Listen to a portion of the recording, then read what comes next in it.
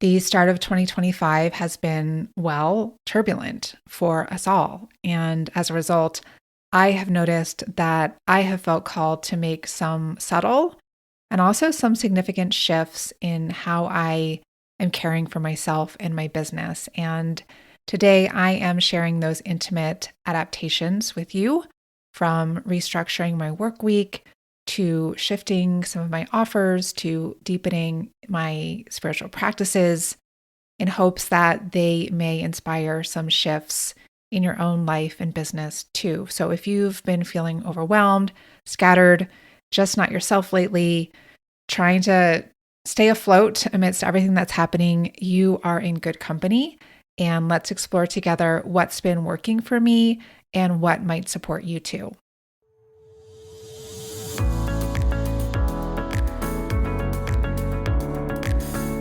Welcome to Herself, a space for women to have deep conversations about the intersection between spiritual entrepreneurship and fulfilling your potential, so you can become the woman you truly are in every area of your life. After being in business for over 2 decades, I've learned, as you likely have too, that as you grow your business grows you in unexpected, often challenging, yet miraculous ways. Here, we'll talk about how to get out of your own way so you can grow a business that's abundant and sustainable while allowing you to be a force for good in the world. I'll give you simple, actionable strategies as well as wisdom and inspiration to help you root into your wholeness, lead from your values, and work in ways that feel deeply aligned so you can bring your true self into the world through your business and in every area of your life. Hello, beautiful women. Welcome back to Herself. I am Sarah, for those of you who are joining us for the first time, and welcome back if you've been here before. As always, I am so grateful to be here with you today. And at the time of recording this past weekend, I just came out of a home retreat. It was from Thursday to Monday afternoon, and I unplugged for that time, was off email, was off social media, and it was really a time for doing my practices, for resting, for visioning, for just being. And one of the commitments that I had to myself this year in 2025 was back in December when I was planning out my year. I made sure to schedule one of these long weekend retreats per quarter in advance. And I like to do these particular ones at home because it just doesn't require packing and travel, and it's just easy and it fits with my life. So my partner goes away on those weekends, and then there's other times when I go away that he gets the house to himself, and that just feels supportive for our relationship. But you can absolutely do this traveling and going somewhere else, because I know it's not always possible, especially when you have children or just other people in your home to do that. And it was so, I don't know what are the words. It was just so necessary, so restorative, so nurturing. And I just really need these times to unplug and to just be away from humans, just with my dog Sadie, just with nature. And when my partner came home yesterday, I said, I think I need to be a monk. I was I was joking. I mean, I've felt like that a lot in my life. I've always had these kind of two sides of me, the very kind of more monastic side or spiritual side. I could go so long just being alone and being in silence. It deeply feeds me. And I'm also love being engaged in the world. I love to create. I love to connect with other women who are on this path, and I deeply, deeply love my work. So I have really found, or am continuing to find during different seasons of life, what is the right rhythm for me of being engaged and also just tending to my inner monk. And I really made it a priority this year to map these 4 weekend retreats out on my calendar in advance, because last year in 2024, I had 2 really long stretches without that kind of pull-in time for myself. I went from late March last year to the end of July, launching my book.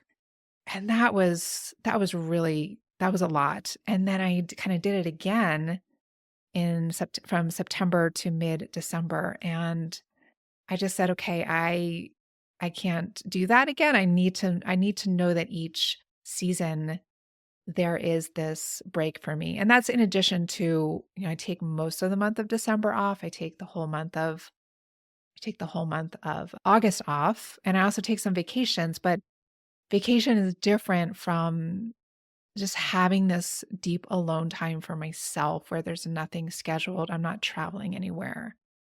And it really helps me to recharge. And as I've shared here with you all and those of you who are on my email newsletter list, the start of 2025 was tumultuous for me, not only just politically here in the US. I mean, that's been a big piece of it, environmentally, but just in my personal life. As I mentioned, my fiance, Chris, was in the hospital in January. My mom was in and out of the hospital at the same time. My dad was in and out of the hospital at the same time. I had a lot of travel challenges. I actually had the worst travel experiences of my whole life in February. That was just really kind of started to put me over the edge. I was dealing with a legal issue. My perimenopause symptoms started to flare up more from the stress of all that. I have been doing a very big chunk of soul work, which I imagine at some point I'll share more about. I'm still very much in midst of it. It's related to perimenopause and just this big life season shift that I'm in and probably will be in for several more years. And while it's been really satisfying, it's a lot to be with, to sit with, to really tend to it in the ways that I want to integrate what my soul is revealing to me into the nitty-gritty of my daily life. And that's there are more pieces too. Just that alone is like, okay, I need to have some pull-in time. And I know from my clients that I'm working with, the women in my core program, I know that you've been juggling a lot too. And some of these very things that I've named or something else, but I really want to acknowledge and validate that these are challenging times politically, economically, environmentally, also just energetically and spiritually. We're going through a massive shift. Many astrologers, many intuitives have said that this is an unprecedented year in terms of change, that we won't be the same people at the end of this year that we were at the start of it. And while that's obviously true every year, this year it's happening in a much bigger level and we won't be the same world. So change is chaotic, it's hard, it can be heavy, even if it's ultimately good. And if you've been feeling this weight, you're not alone. And that's why I wanted to record this episode to see, okay, how can we adapt? How can we shift? What can we do to take care of ourselves when the world is the way that it is right now? And over these past few months, I have been deeply listening to make significant shifts in how I care for myself and my business during these times, really listening to what is true now, what is in alignment now. And what I'm sharing here, there aren't strategies that I read in a business book or that I learned from a coach. They're really intimate adaptations that were born from necessity, from deep listening to what my body, my spirit, my business have been asking of me. And some of them are still in process. In many ways, I'm always in this process. And today I want to share some of these shifts with you, not as a prescription or not as a one size fits all solution, but as an invitation to consider what your own being might be asking of you right now. Because here's what I know to be true: the way that we've been taught to run businesses, especially as women, often doesn't account for the profound impact that collective events and life events have on our energy, on our creativity, on our capacity. And I don't think it's helpful for us just to plow on as if business and life is as usual when it's just not. So, if you've been finding yourself struggling to focus, feeling the weight of decision fatigue, gasping at the size of your grocery bill, especially if you eat a lot of eggs like we do at our house, or simply just noticing that your usual ways of orienting are not serving you anymore, I hope you'll find something useful, something validating in what I share today. So let's get into some of these more personal shifts that I have been making. And like I said, everything is kind of a work in progress. And especially, I'm in perimenopause. I really, really came to this reckoning last summer. I have a whole podcast episode about that you're welcome to listen to. And like I said, the stress from this first season of the year definitely flared up some of my symptoms, namely disrupted sleep. And I love my sleep. I really miss the days when I would sleep through the night. Now that is very rare. And there are a lot of 2 a.m. wake ups, where I lay in bed for about an hour. And sometimes that shifts to waking up at 4. And hopefully, if I'm lucky, I'll be able to fall back asleep. But so I have just really needed to adapt how I'm operating during the day so that I'm not completely exhausted, so I can work with the energy that I have available to me. And a big piece of this that I saw was just really needing to put some stronger boundaries in place, mostly just with myself. Like, how am I spending my time, my attention? And I have a pretty extensive morning routine. I've shared about that in other episodes of the podcast. I even have work rituals that, these things I've been doing for years, for decades even. And I always want to say, to preface this when I talk about this, that again, I've been building these things for a long time. I don't have children.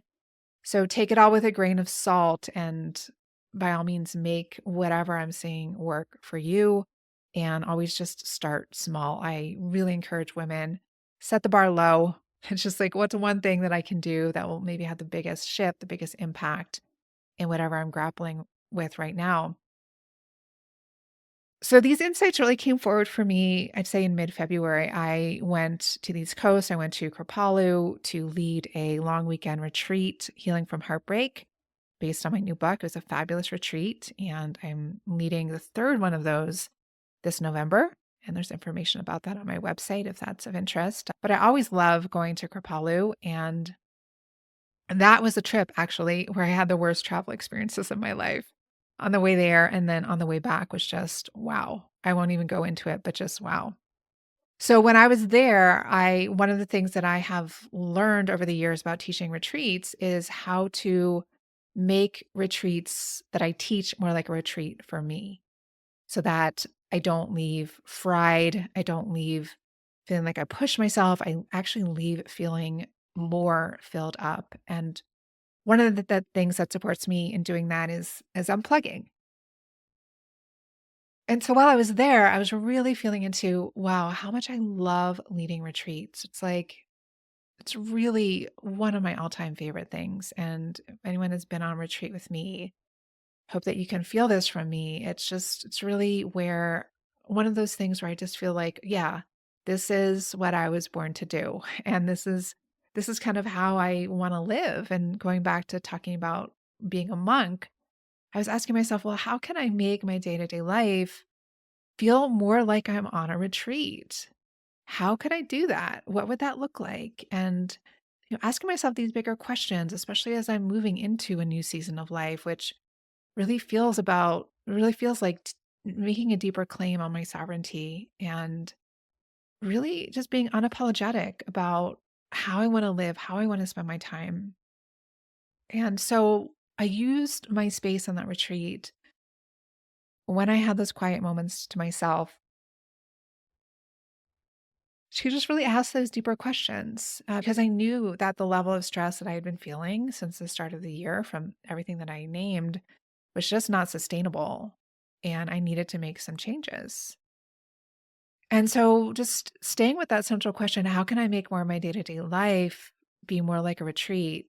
Again, this is a work in progress, and I feel like I'm going to be really working that, exploring it, for definitely the rest of this year and probably longer because there's some potentially bigger shifts that I'm making in my life that I'm not ready to share quite yet, but they're potentially exciting. But so one of the things is, I don't work on Fridays. And, the beginning of this year, as there was just a lot of tumult, there was work bleeding into some Fridays, and the lines were getting blurred. And so I just said, okay, I need clearer, stronger boundaries here with myself, with my team. And so just really being firm, I am offline starting on Thursday afternoon. That is it. Everything is buttoned up, sealed up. Projects are completed for the week. We're done. We're closed. And not being on my email. So I have multiple email accounts. I have like, I don't know, 4 or 5. But there's two main ones that I use. I have a personal email, and then I have a more, public kind of work email. And so I'm just not on email after Friday afternoon. My personal email, yes, because that's, friends and family stuff and just newsletters I'm interested in reading. And it's, no stressful stuff comes in there. It's all just pretty light and not on social media. So I've long deleted apps. I just put the Instagram app on my phone during the work week when I need to post on stories or something like that. We schedule other things through a social media scheduler, but I take it off my phone and I'm just really offline starting from Thursday afternoon. And then I've stretched that all the way until Tuesday morning. And I really love having Mondays be my deep work days and just communicating with my team. I am not, just treat me as if I'm out of the office today. I'm not available. This is my time to just do those deeper projects and not get into the email, not get into the project management, not get into all of that stuff. So I'm just really giving myself a longer stretch of time to be in my own space. And then Tuesday through Thursday are the days that I engage and that I'm online, and that feels more manageable for me right now. And Tuesdays and Wednesdays, particularly Wednesdays, is my meeting days when I meet with clients, when I teach my signature program, and I engage with my project management. I do something called a weekly report where anything in the project management, I go through that for my team on Tuesdays. That's when they can expect that of me. Rather than having it be kind of like every day I'm in there, it's like, no, it's only on this one day a week. And these are some things that I've had in place in the past, but I was needing to reinforce with myself. I was needing to reinforce the protocol with my team members because some of these things necessarily need to slip during launches, which is more like all hands on deck time. But then afterwards, really need to rein things in and reassert them. And I really needed to just step into my leadership and, this is my business. How do I want to run this? How do I need to run this in order to show up as my best self? Because I am my business. And if I am not in a good place, I cannot serve at the level that I want to. And that does not feel good for me. I'm not just in the business of like putting butts in seats or just making money. Like I'm in this to really change lives. And I want to and need to be my fullest self in order to do that. So that new rhythm is helping a lot. Again, I'm still kind of massaging it and exploring it. And I've also even just expanded my morning practices and really like, yeah, this is my non negotiable time to myself. It's depending upon when I wake up. It can be anywhere from like 2 to 3 hours now. And just really weaving in more things, like going back to the workbook in A Course in Miracles, really turning to these metaphysical texts, which I'll get to a little bit deeper in this conversation. And then, of course, prioritizing sleep, continue to do that even when it's disrupted, just telling myself I'm resting, I'm laying in the dark and I'm resting, hot baths. Sundays are my Sabbath days where I don't schedule anything, and I'm pretty fierce about that. It's very rare on a Sunday when I do that. Maybe it's like once a year, if that. So that really helps me. White space when things are not scheduled helps me so much. And so I'm just really being more unapologetic about claiming more white space for myself. So I encourage you to ask you yourself, like, what do you need to feel your best? And what can you adjust in your day-to-day life, in your week-to-week life to make that happen, given what you have available? And then I started looking at some more things within my business, like some more structural shifts. And again, really asking myself, what do I want my day-to-day life to be like? What do I want my day-to-day relationship with my work to look like, to feel like? And again, I'm still in a deeper process around this. I feel like there's like a metamorphosis related to this deeper soul work that I'm doing that's coming into being. But this is where I am right now. So, yes, more deep work time. And then really paying attention to what are the things that I'm doing that I am just like, wow, I love this so much. And I shared one of those moments at Kripalu. It's like, yes, give me more of this. I would do this all day long. Like, I don't care if I get paid for it or not. I love this. I'm born to do this.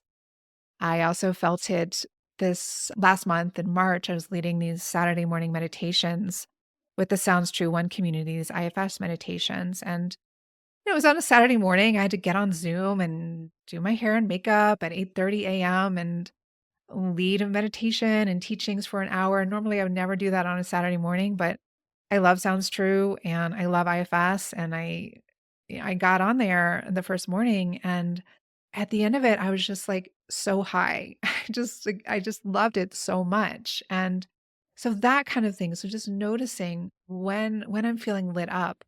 My one-on-one client work, I am working with some incredible women, and I'm just really enjoying those deep spaces to support these women with bringing what they're wanting to bring into the world. And my core program, my signature program, it's like I really love working with the women in there. So these are the main things that I'm really enjoying. And at the same time, also looking at, well, what am I not enjoying? And what's like, what can I let go of that's draining, that's not giving me that feeling of aliveness? And how can I really simplify things? How can I restructure things so I just have these retreats, these handful, not too many, of one-on-one clients, and then my signature program. So just these three things, just these three things.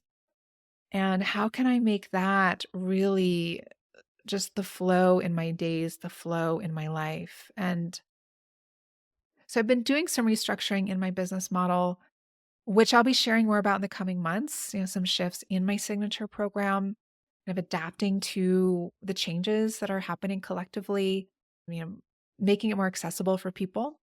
Also, I'll share more about that in the coming months.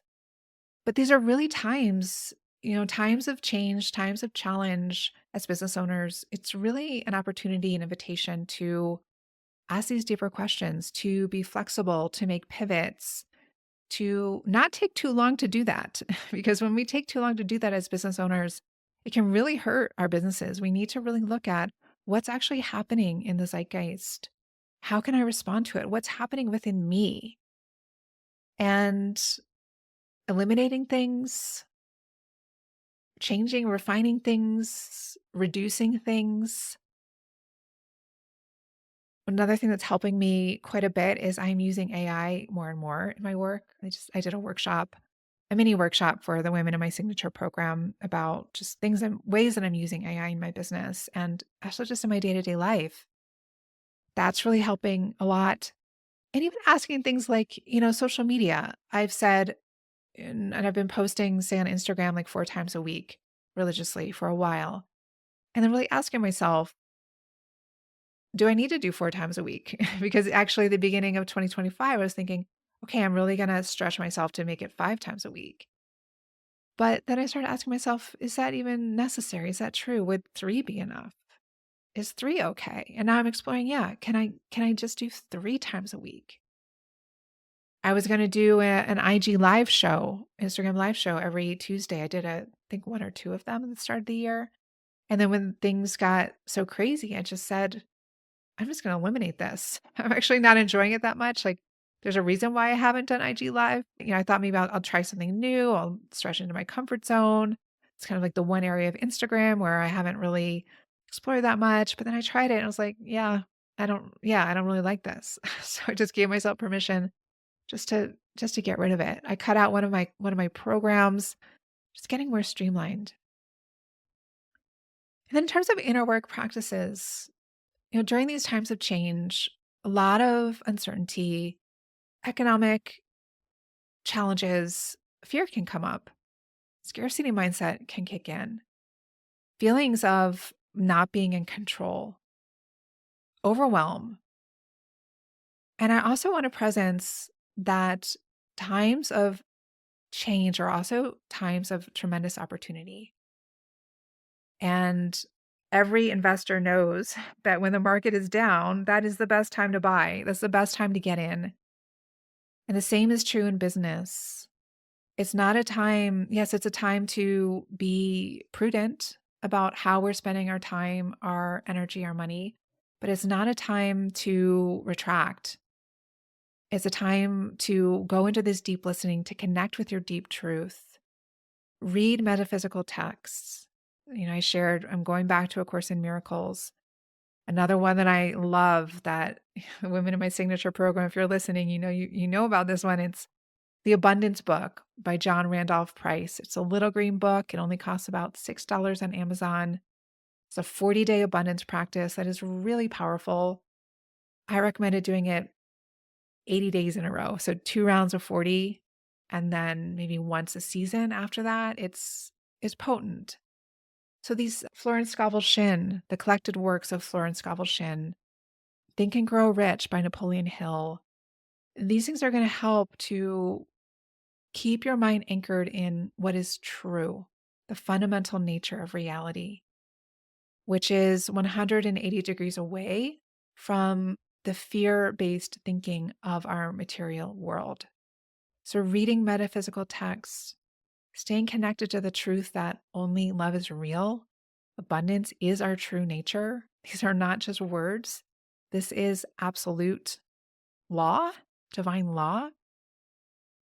Meditate, absolutely need to be meditating at least 10 minutes a day. We can all spare 10 minutes a day, whatever kind of meditation suits you.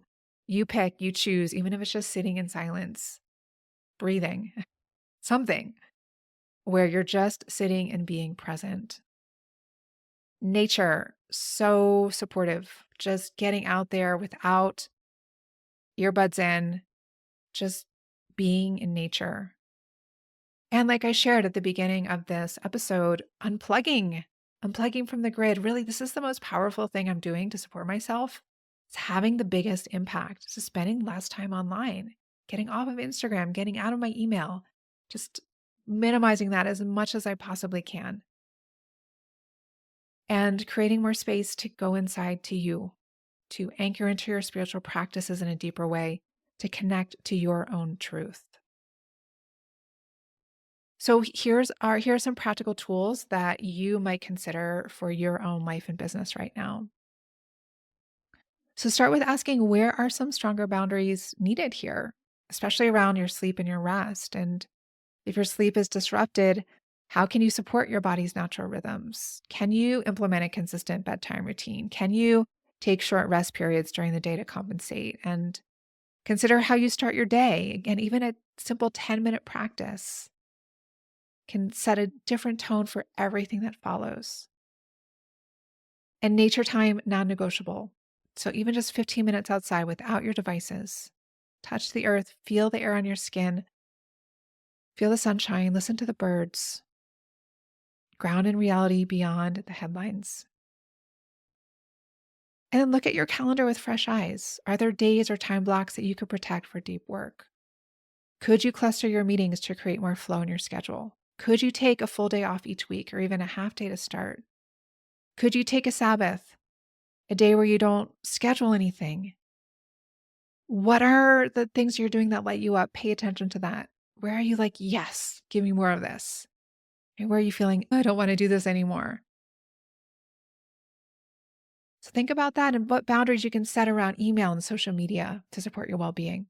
Really highlight that one.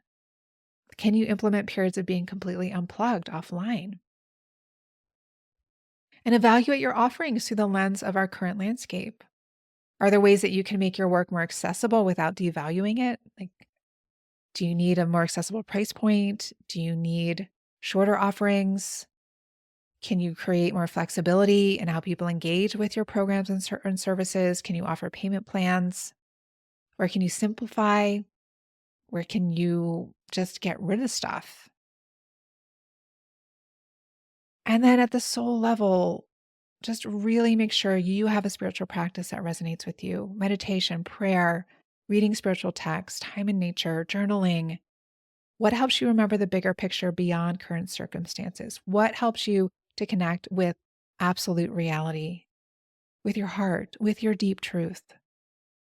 Consider a media diet. What information are you consuming? It is affecting you. It is very, very deeply.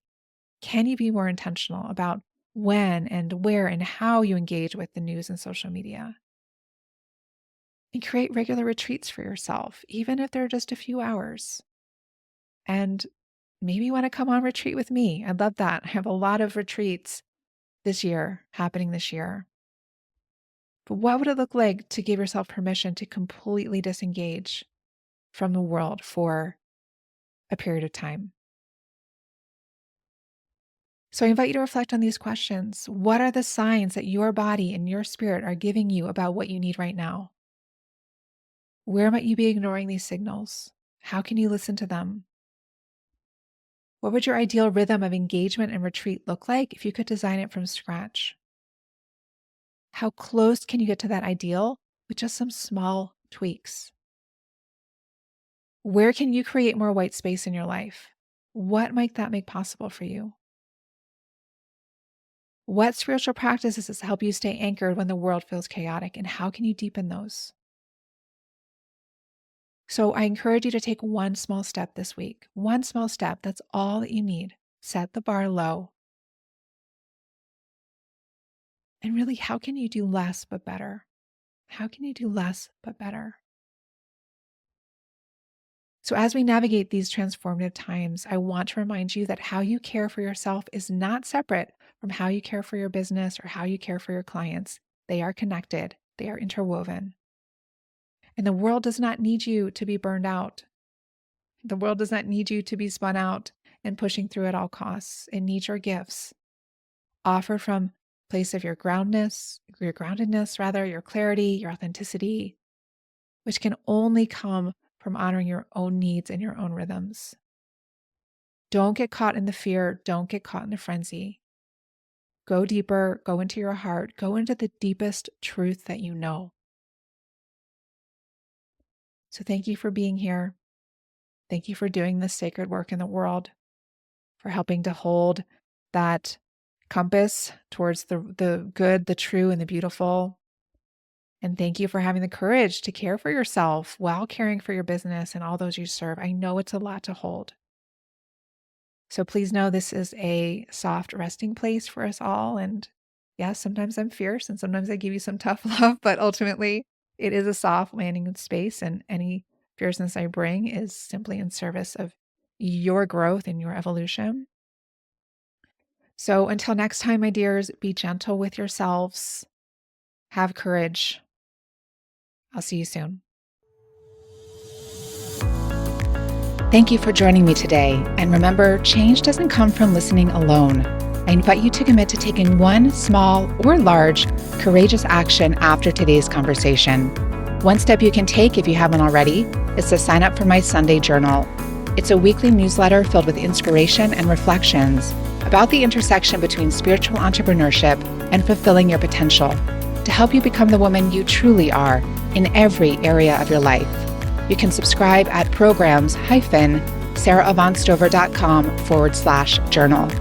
And if you found this podcast valuable, please share it with the women in your world. Also, I'd be very grateful if you'd leave a review.